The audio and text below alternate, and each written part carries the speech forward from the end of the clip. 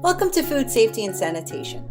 In this fun and animated course, you will learn about foodborne illness, how to prevent it, and how to train employees in food sanitation.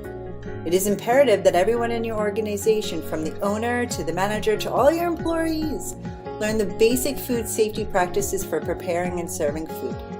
Do not assume people understand these rules or how to apply them.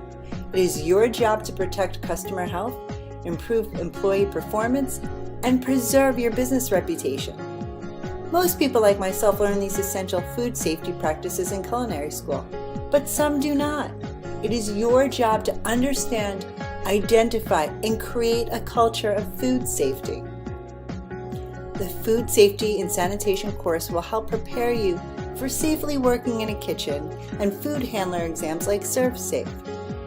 The concepts covered in this course are the importance of food safety, hazard analysis and critical control points, receiving and storing food, time and temperature control, preventing cross-contamination, safe food preparation, methods of thawing, cooking, cooling, and reheating food, cleaning and sanitation, good personal hygiene, food safety regulations, and much, much more.